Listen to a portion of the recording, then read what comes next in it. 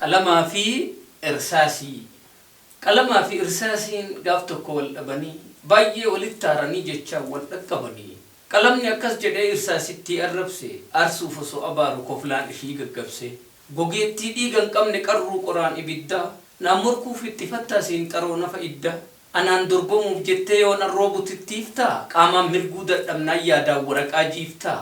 Maaf abdii kutuu diddee namoo'uuf tattaafatta kinoo akka qocaa yeroo morma kee dachaafatta. Silaatiifuu kee dhaabdee qoffee kee ol qabatta waan dorgomtee hin mooneef maaf humna kee taphatta. Jedheenii qalamichi hamilee tuquuf yaallaan baay'eedhuma tuffatee gadi buusee madaallaan. Qiis qiis jettee koflite irsaasiin qalamatti adaabadiinsi gowwaa akka kan kee kanatti. Atosoo waan hubatin maaf diddiguu jaalatta gowwummaa kan kee kanaan abshaalatti dhaadatta. Duruu adaa kanumaaf sirratti mammaakama kan waan qabeellakkimne gowwaadhaa fi qalama. Jedhanii yoo mammaakan ansoba se'aan ture dubbichuu sobaa miti gaafan argu bubbule. Ati dhugumaan gowwa amma gaafan silaalu badii keen sirreeffattu mataan kee miilan caalu. Awwaan miilaan balleesse mataa koon sirreeffadha hujii kan koo irratti baay'iseen xiyyeeffadha. Akka kan kee waan bade balleessee biran darbu silaafuu ati gowwaan ka ufiin argu. Leenjistuu quba hayyoo anarsaasii tuffatta. Balleessitee baduu kee jabaa gootee fudhatta. Si arrabsuudhaaf miti dhugaan siif himaa abbo walnatti fakkaattanii si'iif himuukni qobbo. Yoo sillaalan fufurdoo garuu keessa hoffattu hanqina keessan ammoo duutaniitiin dhoffattu. Akkanaan hin madaalle atuu sirrittuuf beekta maaliif hanqina keetiin cimina kan koo qeeqta.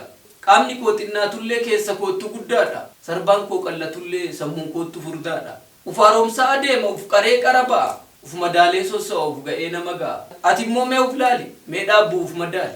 Yeroo qorraa ni gogda yeroo owwaa ni bayta yoosuuwwan garaa qabdu duraa duubaan gannayta. Gowwaan akka kan keeti qaroon akka koo kana qaroon quba leenjistee si qabachiifte ana. Maaf tuqxee na aarsita maaf sobdee uffaarsita.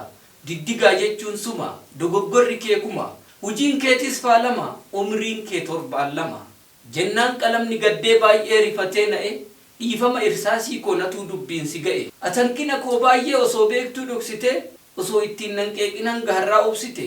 Natuu osoo hubatin amlee kee tuquuf yaale dhiifama hiriyyee koo natuu dhugaa kee haale. Ittiin jennaan irsaasiin jetteen yaa qalama lamuu dandeettii malee hin laaliin qaama nama. Naagamnaaniin dubbadhe gaafa aartusiif gama duraan baay'ee mufadhe amma dhiise dhiifama. Jennaan qalamnis jedheen galatoomiyaa iru kana booda hiriyyaan sirra naaf caalu hin jiru. Jechuun gidduu isaaniitti tokkummaa lallabanii waloomanii wal faanaa hojjechuu jalqabanii. Mee isin taajjabdoonni jecha isaanii madaalaa qalama moo irsaasii naaf himaa kamtu caalaa abshaalaa. Biiftuu Foundation Entertainment.